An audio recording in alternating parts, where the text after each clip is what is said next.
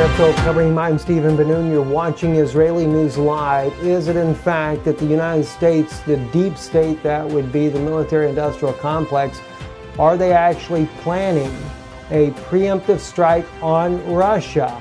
As we've titled the article this evening, Ukraine and North Korea only decoys for a possible preemptive strike on Russia, maybe even China as well, come to think of it there.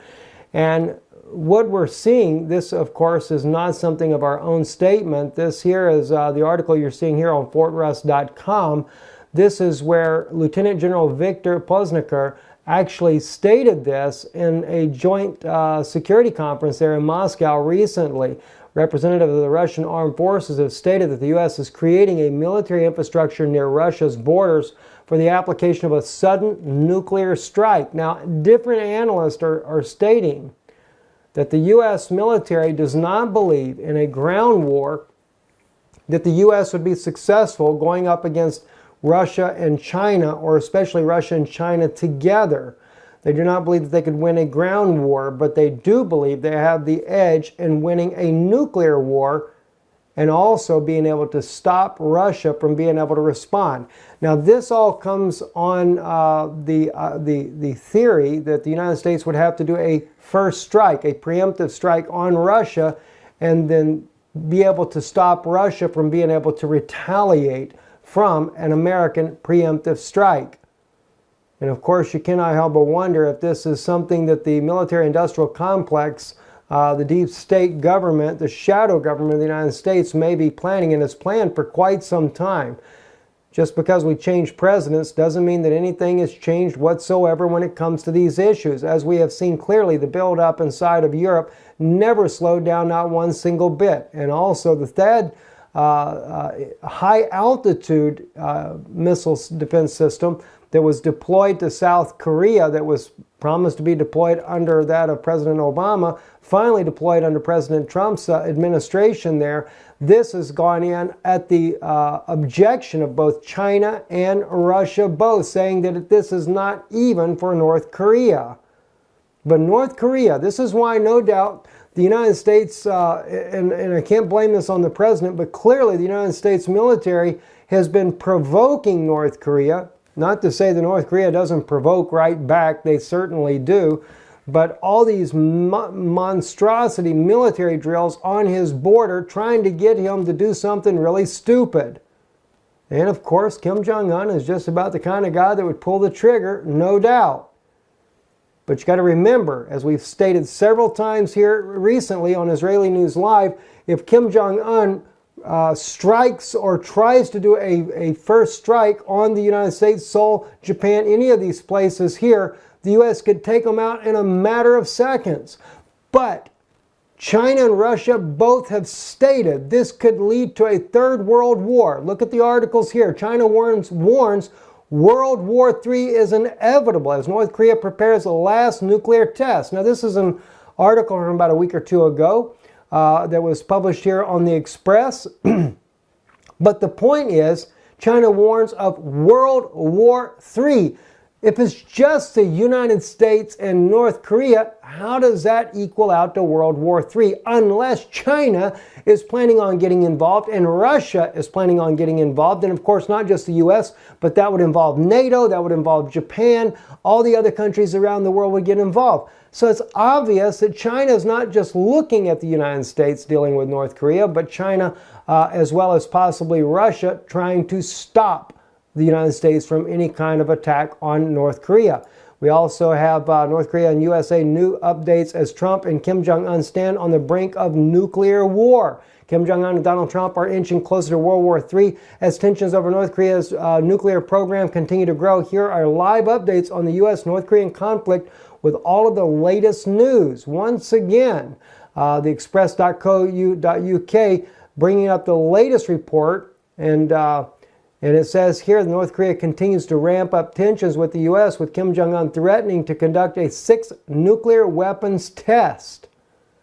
This probably comes on the heel of Kim Jong-un just recently declared today the United States has tried to kill him with some type of chemical poisoning.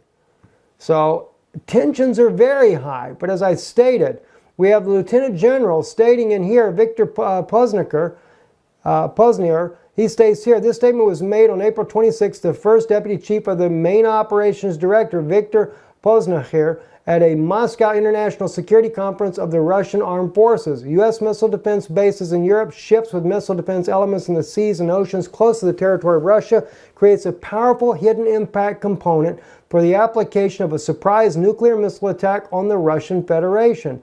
Posner said the European echelon of the U.S. missile defense system uses ground-based versions of radar systems and missile launchers, maritime defense systems. These launchers provide the use of a wide range of missiles, including Tomahawk and cruise missiles. But see, the thing is according to Dr. Roberts, this isn't the only reasoning for this defense system to begin with. Dr. Roberts details it very much, and also Top War did not go unnoticed with what Dr. Roberts had to say in his own analysis. They picked it up as well. This is topwar.ru, is a very deeply embedded nationalistic Russian online news source here. And they also are quoting True News in their article here. Very interesting, but they do cite in here that yes, that they're thinking that the United States is definitely going to do a first strike, or is preparing for a first strike on Russia and China as well, both combined together. And of course, his whole premise on this, Dr. Roberts, is the fact that the placement of all the anti-missile defense systems being placed both in Europe, also in South Korea, also in the Black Sea, the Baltic, we have the Mediterranean, we have ships there, we have them in the Sea of Japan, etc. And, well, let me just read to you some of the things that he actually states here. All right, this is Dr. Paul Craig Roberts. Not everyone likes to hear about the threat of nuclear war. Some find refuge in denial and say the nuclear war is impossible because it makes no sense. Now, jumping on down just a little bit. It is extremely dangerous to all mankind for Washington to convince two nuclear powers that Washington is preparing a preemptive nuclear strike against them. It is impossible to imagine a more reckless and irresponsible act, yet this is precisely what Washington has done. Now, he also quotes Lieutenant General Victor Poznier, Deputy Head of Operations of the Russian General Staff, has concluded that Washington, in pursuit of a global hegemony, is implementing an anti-ballistic missile system that Washington believes can prevent a Russian nuclear response to a U.S. preemptive attack. Careful studies have convinced the Russians that Washington is investing in and arranging components that have no further function than that to devastate Russia and cripple the country's retaliatory capability. In short, Washington is preparing a launch of a nuclear war. RT also reporting this as they put this up as well. As I explained previously, the theory behind the insane scheme is that after America's preemptive strike, Russia will be so devastated that Russia would not retaliate with any remaining forces out of fear that Washington would launch a second major strike. Washington also plans to use agents in the place to assassinate as many members as possible of the Russian government, thus leaving the government in confusion and without leadership. Yes, the insane American, as he puts it, Israeli neoconservatives are this determined to exercise hegemony over the world. Yes, Washington is sufficiently criminally insane to risk the destruction of life on Earth based on the supposition that Washington's offense will work perfectly and China's capabilities will be so degraded that no retaliatory response will occur. Now you might ask, how or why, how could the United States justify a preemptive strike on China and Russia, especially at the same time? Well, there's two different possibilities that I can see. North Korea being the main one. As I stated before, and as these experts also are stating, the analysts that we're looking at here, the U.S. has used Ukraine, the crisis in Ukraine, the civil unrest, everything that caused Ukraine just to fall apart, and blaming everything on Russia when it was never Russia to begin with. It was a CIA-backed coup that caused the collapse of the pro-Soviet or pro-Russian government, that of the former President Yanukovych. And now we have the situation in North Korea, which everybody knows Kim Jong-un is certainly going around threatening the entire world that he's going to use nuclear weapons on them. And I personally don't think that Kim Jong-un would ever get a nuclear weapon successfully to leave North Korea's airspace without being shot down by the United States. But that being said, and China and Russia saying that this would spiral out of control, the first moment China and Russia begin to knock down Tomahawk cruise missiles coming in on North Korea, when the United States is justifying a reason for attacking North Korea, that's what will give the United States a reason for a preemptive strike on either Russia or China and Russia together. And I think the first response would be to go for Russia singularity. And then, of course, China, if China seems to want to join with Russia to defend Russia, then they will take them both out. And as the Dr. Roberts is stating here, that they believe that they can actually do it. And this is something that studies have been done on in the United States to see if they could survive. What would be the outcome of a Russian-U.S. Nuclear war exchange? Is there a survivability? Well, seems like the military-industrial complex seems very bent that they have the ability to survive. And we just don't know how that's going to go, but it's not looking good to begin with, friends. Not looking good at all.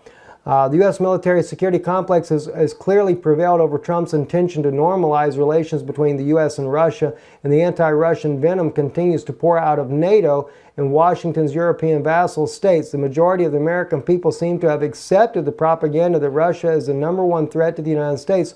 With propaganda controlling the explanation, Washington's aggressive actions are explained as defense against a threat and not as a policy that will end life on Earth. Another extraordinary point that Dr. Roberts brings up in his own article here. Very, very detailed article, and I think it's worth your time reading. We'll have it posted in the links below here.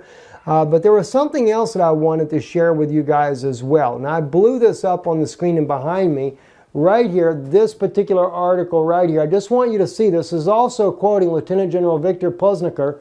All right, it says U.S. radars cover almost all Russian territory. This is from the Russian MOD report here, the AnaPernaPost.com. And it states in here in the one line, according to Lieutenant General Victor Pozniker, U.S. missile defense system also threatened space exploration activities by other countries, including, and that's all we can see, but the title says it all. U.S. radars cover almost all Russian territory. Keeping in mind, we also have, I don't know if we have air defense systems in Afghanistan, but that's to the south of Russian border. But here's what happens if you click on the link. I want to just show you here. I'm on it. I click on it. This is what you get. 404, sorry, page not found. The page you are looking for was moved, removed, renamed, or might have never existed.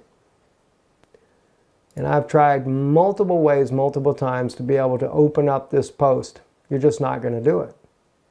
So I guess maybe he went, and these people here in March 28, 2017 went a little bit deeper than what they wanted anybody to be able to see. Then we have another issue coming up. Sputnik reporting, U.S. House bill on port controls amounts to a declaration of war, says one Russian senator. A U.S. House Representative bill establishing control over the Russian Far East ports envisions a show of force and thus amounts to a declaration of war, the chairman of the Russian Upper House of Parliament's International Committee told Sputnik. This bill, I hope, will never be implemented because its implementation envisions a scenario power with forced inspections of all vessels by U.S. warships, Konstantin Koshchev said on Friday. His comments follow the report passage on Thursday of a House bill enhancing sanctions against North Korea, outlining inspection authorities over Chinese, Iranian, Syrian, and Russian ports. The latter included the port of Nakhoda, Vanino, and Vladivostok. Vladivostok, by the way, is where Russia has its military sitting right now on the very border of North Korea only 8 miles away, or 8 kilometers away. I forget which one it was there. So yes, this is something that's keeping Russia very much tense right now with the United States, and of course not making the situation there any better at all. North Korea, U.S. starts moving the THAAD, as we already know, the defense system to South Korea, the deployment site there. That has already been done successfully, and this is one of the reasons why there is so much concern. And another thing I want to just throw in here in closing our broadcast today, this Russian article here just really kind of threw me for a loop. Russia is in the final stages of selling the S-400 system for $500 million US to Turkey. And it seems like that the United States keeps doing, the military leaders, they're very provocative moves they're making. And the latest move, the United States there to support the Kurds in Syria on the Turkish border, and now Erdogan threatening the United States that they may end up taking out some of the U.S. military in that area if they continue to support the Kurds, makes it once again look like that Turkey is siding with Russia, when in fact I believe it's another ploy on Turkey, playing the bad guy just long enough so when war does break out, Erdogan will have the United States' back. And you have to understand, I mean, I'm still an American, so I still love my country, and I don't want to see my country involved in a war with Russia by no means, and I'd have to support the United States regardless here. But the point comes down to this, though. When a deep state government is inciting a preemptive strike on Russia just because they want to have the hegemony of the world, that is completely unethical, ungodly, and completely out of control.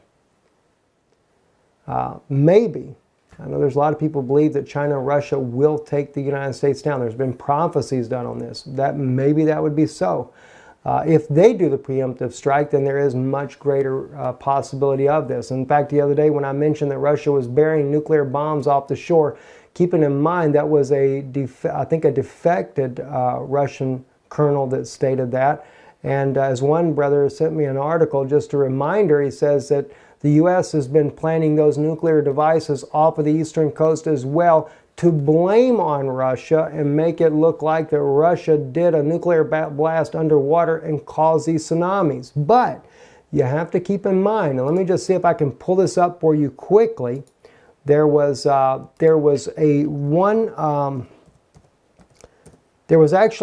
a Russian political leader that claimed that Russia caused the Fukushima disaster.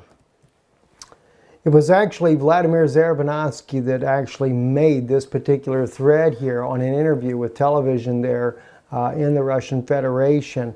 We have subtitles on the screen here for you, but I'm going to play just a portion of this for you and read the subtitles and kind of stop it as we go, just so you can see what he actually states here. He starts off with Russia with lots of money and resources. He's actually going into saying that all the other nations, including the European Union, United States, China, all are on the verge of collapse. But he says Russia has lots of money and lots of resources. Well, I don't know about the lots of money, but Russia does have a lot of resources. In fact, some estimates have put it that they have the majority of the world's resources. Whether or not that's true or not, I don't know, but listen to what he says here. And then he goes on to say, and the new weapons, which nobody knows anything about, not yet, as he states there, speaking about that Russia has. With these weapons, we will destroy any part of the planet within 15 minutes. No explosions, no ray bursts, not some kind of laser, no lightning, he says. It's a calm and a quiet weapon instead, he says, with which whole continents will be put to sleep forever. The girl that's interviewing him seems to be laughing about it as if it's a joke. That's all. Then he says, that's all for now. Then she says, there was that tsunami in Japan, right? I say if you want even the tiniest Kuril Island from us. You will have to dig into the wreckage and debris of their buildings. And 120 million of you will all die. And that goes for the rest of the world too. Everybody should start thinking about their own future. And the future of everybody else. Are you still thinking about selling your Gregorian wine to Russia now? Or Georgian wine, sorry. You want UN observers? Do you want the world to forget the world Georgia completely? The word Georgia, excuse me. It will be the Russian-Turkish border instead. Then he says there will be another tsunami on the other side of the planet, in the Caucasus. That will be the end of you. Now, what does he mean by that? Another tsunami in the Caucasus. And he said, that'll be the end of you. So, you know, he's living in Russia. It's not like, you know, the defector that says Russia has planted these nuclear bombs along the coast of the United States and calls it sleepers. And I know there was another interview that he was in that I also saw that he spoke about this. And he actually brings it up saying, you remember Fukushima? And he talks about, we can do it again. Take it for face value, whatever you want to say. I don't know myself, friends. All I know is we're living in a very volatile time. By the way, just to let you know, in closing with our broadcast this evening, President Trump has announced today that he will be going to Saudi Arabia, then to Jerusalem, then over to see the Pope in Rome. That seems just a bit odd that he's going to go see the Pope. Also, he has another meeting, the G20 summit there, also in Rome.